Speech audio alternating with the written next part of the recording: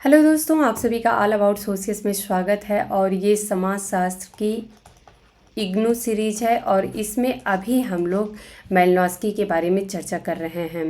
आज हम लोग मेलिनोव्स्की ने जादू, विज्ञान तथा धर्म की जो अवधारणा विकसित की थी उसी के बारे में चर्चा करने वाले हैं। लेकिन उससे पहले आखिर में धर्म के बारे में टायलर का क्या विचार था, फ्रेजर का क्या विचार था और एमिल डर्कहाइम का क्या विचार था, इसको सबसे पहले हम लोग समझेंगे। क्योंकि इन्हीं से प्रभावित होकर और इन्हीं को इनकार करते हुए या नकारते हुए मेलिनोव्स्की ने अपने जादू, विज्ञान तथा धर्म की अवधारणा दी है। तो सबसे पहले जब तक हम लोग टायलर, फ्रेजर और डर्कहाइम के विचारों को नहीं समझेंगे तब तक मेलिनोव्स्की की जो जादू, विज्ञान और धर्म की अवधारणा है उसको नहीं समझ पाएंगे। तो इसलिए सबसे पहले हम लोग इन तीनों विचारकों के जो इन्होंने क्या जादू, विज्ञान और धर्म के बारे में अपनी अवधारणा दी है उसको समझने की कोशिश करते हैं। धर्म के बारे में टायलर के विचार की बात करें तो मेलिनोव्स्की के अनुसार एडवर्ड टायलर को धर्म के निशास्त्रीय अध्ययन का संस्थापक कहा जा सकता है। टायलर की दृष्टि में जीववाद, इसे इंग्लिश में एनिमिज्म कहते हैं, अर्थात आध्यात्मिक जीवों में विश्वास आदिम धर्म का सार है। तो टायलर ऐसा मानते हैं कि जो भी धर्म है, हमारा आदिम धर्म हम मान लेते हैं, तो इसका जो सार है वो यही है कि चाहे वो नदी है, चाहे वो पहाड़ हैं, चाहे पेड़ पौधे हैं, चाहे वो कोई भी प्रकृति से उत्पन्न हुई चीज़ है, तो उसमें हमें जीव दिखाई देता है या उसमें ये मानते हैं कि उसमें जीवन पाया जाता है, उसमें चेतना होती है। तो जैसे कि आप लोगों को यहाँ पे चित्र में दिखाई दे रहा है कि यहाँ पे ये फूल है, ये पहाड़ है, नदी है, जानवर है, पौधे हैं, ये व्यक्ति है। तो इस प्रकार से जितने भी हमें प्रकृति के उत्पत्ति की हुई चीज़ें दिखाई देती हैं उन सभी में जीवन पाया जाता है।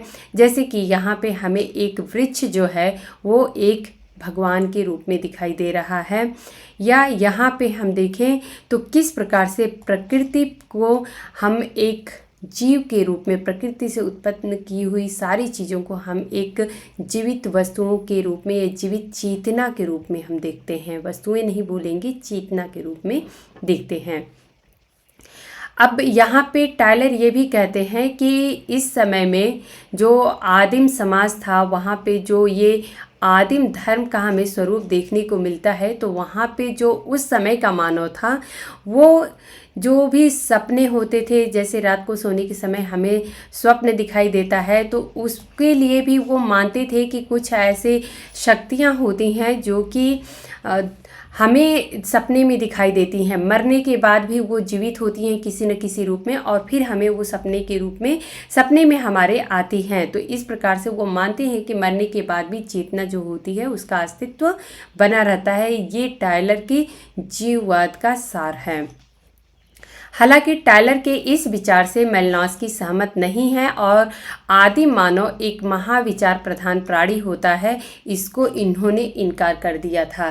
टायलर ऐसा मानते थे कि जो उस समय व्यक्ति थे तो ये जो चेतना से जुड़ी जितनी भी शक्तियाँ थीं उनको वो समझना चाहते थे, इसलिए जो आदिम मानव था वह एक महाविचार प्रधान प्राणी था। लेकिन वहीं पे मेलिनोव्स्की इसको इनकार करते हुए कहते हैं कि उस समय का जो व्यक्ति था वो प्रकृति को ही समझने में लगा हुआ था और इस प्रकार से वो अपने जीवन निर्वाह के, दैनिक जीवन में किस प्रकार से अपने खुद के जीवन के निर्वाह के लिए वो डेली लड़ता रहता था। तो उसको इतना किधर टाइम था कि वो सपने में कौन से लोग आते हैं या नहीं आते हैं, या फिर चेतना क्या होती है नहीं होती है, इसके बारे में उस समय के लोगों को इतना ज़्यादा समझने की क्षमता नहीं थी। तो इस प्रकार से जो मेलिनोव्स्की हैं वो टायलर के विचारों को सीधे सीधे खारिज कर देते हैं। अब यहाँ पे हम लोग जादू, टोना और विज्ञान तथा धर्म के बारे में फ्रेजर के क्या विचार हैं इसको हम लोग समझ लेते हैं। तो फ्रेजर की जो रचनाएं हैं इनमें मुख्य रूप से जादू, टोना और इसके विज्ञान और धर्म के साथ क्या संबंध है इन्हीं पे हैं। इनकी आप लोगों को प्रसिद्ध रचना पता है, द गोल्डन बाउ। इसमें कहा गया है कि आदिम धर्म में जीववाद के अतिरिक्त अन्य मान्यताएं भी थीं। तो फ्रेजर ऐसा मानते हैं कि जो आदिम धर्म है उसमें सिर्फ जीववाद ही हमें नहीं देखने को मिलता है, बल्कि उसके अलावा भी और भी कई सारी मान्यताएं थी तथा जीववाद को आदिम संस्कृति का प्रमुख विश्वास नहीं कहा जा सकता है। तो यहाँ पे फ्रेजर ने टायलर की बात को इनकार किया था कि टायलर जहाँ पे सिर्फ मानते हैं कि जीववाद है, वहाँ पे फ्रेजर ने कहा था कि सिर्फ जीववाद ही नहीं है बल्कि उसके अलावा भी अन्य मान्यताएं हमें देखने को मिलती हैं। फ्रेजर के अनुसार रोज़मर्रा के अस्तित्व को बनाए रखने के लिए प्रकृति को नियंत्रित करने के प्रयास को आदि मानव जादू टोने का सहारा लेता था। तो यहाँ पे ये कहते हैं फ्रेजर कि जो रोज़मर्रा का हमें अस्तित्व अपना बनाए रखने के लिए प्रकृति पे हम कैसे नियंत्रण पाएँ, इसी के लिए जो आदि मानव था वो जादू टोने का सहारा लेता था। यही नहीं, आगे फ्रेजर ने ये भी कहा है कि जब ये जादू टोने के अंधविश्वास से जब व्यक्ति उस समय का ऊपर उठ गया था तो फिर वो धीरे धीरे उसे लगा कि जादू टोने से क्या होता था। जादू, यहाँ पे आप लोगों को एक चित्र दिखाई दे रहा है, इससे आप लोगों को क्लियर हो रहा होगा कि जो भी ऐसी शक्तियाँ प्रकृति की जो हमें नहीं समझ में आती थी, उनको हम अपने जादू टोने के सहारे चाहते थे कि उन पे नियंत्रण पा लें। लेकिन इस धीरे धीरे जब मानव जागरूक होता गया तो उसे ऐसा लगा कि ये जादू टोना जो है ये एक अंधविश्वास की तरह है और ये हमारे कंट्रोल से बाहर है। हम जादू टोने से नियंत्रण नहीं पा सकते हैं प्रकृति पर, और इसके कारण जब उसने हार मान ली कि ये हमारे बस में नहीं है कि हम प्रकृति पर अपने जादू टोने या तंत्र मंत्र से हम नियंत्रण पाएंगे, तो फिर वहाँ से धर्म की उत्पत्ति होती है। क्योंकि धर्म जो है वो, ऐसा फ्रेजर मानते हैं कि व्यक्ति जब अपनी हार मान लिया कि हम प्रकृति पे नियंत्रण पाने के लिए, या जो भी हमें ये सारी रहस्यमयी बातें लगती हैं इस पे हम नहीं समझ सकते हैं, इस पे नियंत्रण नहीं पा सकते हैं, वहीं से धर्म की उत्पत्ति होती है। क्योंकि धर्म ऐसा है जिसमें हम रहस्यात्मक जो भी तथ्य होते हैं उन पे हम विश्वास करते हैं। तो यहाँ से कहते हैं फ्रेजर की धर्म की उत्पत्ति होती है। अब यहाँ पे हम लोग देखते हैं कि फ्रेजर ने धर्म और जादू टोने में स्पष्ट अंतर किया है। तो फ्रेजर ने धर्म में और जादू टोने में अंतर किया है। प्रकृति पर नियंत्रण स्थापित करने के लिए उच्च आध्यात्मिक शक्तियों को संतुष्ट करने या मना लेने को उन्होंने धर्म कहा है।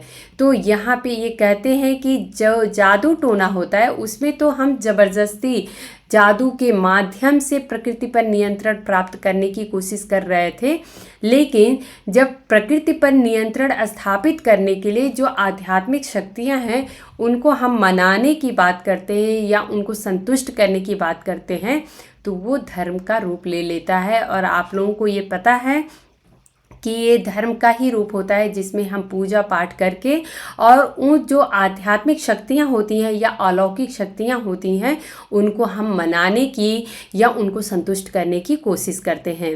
जबकि तंत्र मंत्रों और अनुष्ठानों के द्वारा सीधे नियंत्रण स्थापित करने को जादू टोना कहते हैं। तो यहाँ पे अभी आप लोगों को धर्म और जादू टोने में स्पष्ट अंतर हो चुका होगा कि जब हम सीधे नियंत्रण की बात करते हैं, हम कोई अनुष्ठान करते हैं, तंत्र मंत्र उसमें बोला जाता है और इस प्रकार से हम सोचते हैं कि सामने वाली जो शक्ति है उस पर हम कंट्रोल कर रहे हैं, तो उसी को हम जादू टोना कहते हैं। लेकिन अगर जब हम जानते हैं कि हम इन्हें कंट्रोल नहीं कर सकते हैं, फिर उन्हें मनाने की बात या उनको हम संतुष्ट करें, वो जो प्रक्रिया होती है उसको हम धर्म कहते हैं। जनजातीय समाजों में जादू टोने को भिन्न भिन्न नामों से जाना जाता है। जैसे मलेशियाई लोग इसे माना कहते हैं। तो ये आप लोगों को कुछ इम्पॉर्टेंट फैक्ट्स मिल रहे हैं कि जो जादू टोने होते हैं इनको अलग अलग समाजों में अलग अलग नामों से जाना जाता है। और मलेशियाई लोग जो होते हैं इसे माना कहते हैं। वहीं पे ऑस्ट्रेलियाई जनजातियां हैं, ये अरुंग क्विल्था कहती हैं। तो ये भी आप लोगों को एक इम्पॉर्टेंट फैक्ट मिल रहा है, इसे आप लोग ज़रूर ध्यान रखिएगा। कहीं कुछ नहीं पूछेगा तो यही पूछ देगा कि अरुण क्विल्था क्या है, या ये पूछ दिया जाएगा कि जो इधर में जनजातियां दे दिया जाएगा और दूसरे साइड में मैच करने के लिए दे दिया जाएगा कि माना किससे मैच होगा, अरुण क्विल्था किससे मैच होगा। तो इस प्रकार से आप लोगों को जब टर्म्स पता रहेंगे तो क्वेश्चन अटेम्प्ट करने में ज़्यादा आसानी हो जाती है। बहुत से अमेरिकी इंडियन समूहों में इसे वाकान, ये अमेरिकी इंडियंस की बात हो रही है, तो अमेरिकी इंडियन में इसे वाकान, ओरेंडा और मॉनिटिव नामों से जाना जाता है। तो ये नाम भी आप लोग ज़रूर याद रखिएगा, क्योंकि कुछ नहीं तो एग्ज़ाम में यही पूछ दिया जाएगा कि ये क्या होता है।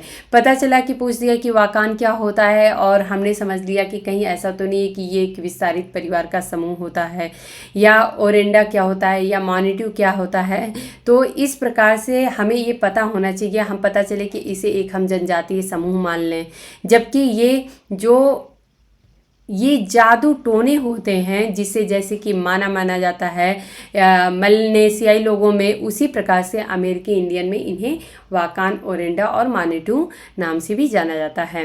मेलिनोस्की ने माना की तरह की अलौकिक शक्तियों में विश्वास के संबंध में कई प्रश्न उठाए थे। तो यहाँ पे जब ये माना की बात चल रही है तो मेलिनोस्की जब पढ़ रहे थे दरखाइम को, फ्रेजर की गोल्डन बाउ बुक इन्होंने कई बार पढ़ी है। आप लोगों को जब मेलिनोस्की का मैंने जीवन परिचय बताया था तो उसमें आप लोगों को बताया था कि जब ये अपना पीएचडी का शोध कार्य कर रहे थे और बीच में इनकी कुछ तबीयत भी ख़राब हो गई थी, तो उस बीच में भी इन्होंने फ्रेजर की जो द गोल्डन बाउ बुक है इसको पढ़ा था। तो गोल्डन बाउ बुक को इन्होंने इतनी बार पढ़ा था कि इसकी एक एक जो पॉइंट्स थे, बारीकियों को इन्होंने समझने की कोशिश की थी। तो इस प्रकार से ये इन सारे जो उसमें तथ्य लिखे हुए हैं उस पर बहुत सारे इनके मन में प्रश्न भी उठे थे। फ्रेजर ने टोटमवाद को समूह विशेष के लोगों और प्राकृतिक अथवा कृत्रिम जातियों के बीच इस संबंध के रूप में परिभाषित किया है कि यह कहा जा सकता है कि टोटमवाद एक धार्मिक व्यवस्था है और सामाजिक समूह बनाने की विधि है। तो यहाँ पे फ्रेजर ने कहा है कि जो टोटमवाद होता है ये किसी भी समूह विशेष को प्रकृति से जोड़ने का कार्य करता है। तो ये आप सभी को पता है कि जो टोटम होता है वो किसी भी एक समूह के लिए, आदिम समूह के लिए पूरे समूह का प्रतिनिधित्व करता है और ये एक सामाजिक समूह बनाने का कार्य करता है, क्योंकि एक टोटम के जो सदस्य होते हैं वो आपस में एक जैसी फीलिंग रखते हैं। तो इस प्रकार से फ्रेजर ने कहा था कि टोटमवाद एक धार्मिक व्यवस्था है और ये सामाजिक समूह बनाने की विधि है।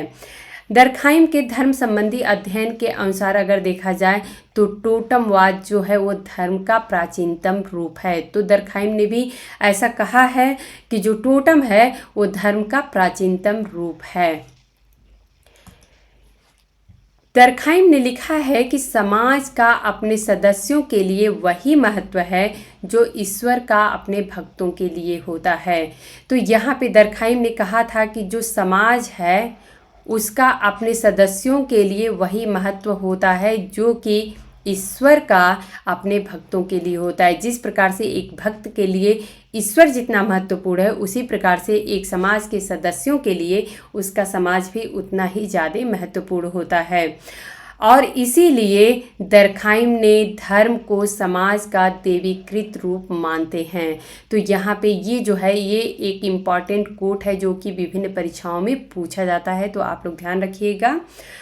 अब यहाँ पे ये जो बात निकल के आती है कि दरखाइम कहते हैं कि धर्म ही जो है वो समाज का देवीकृत रूप है, या धर्म जो है वो समाज का देवता है।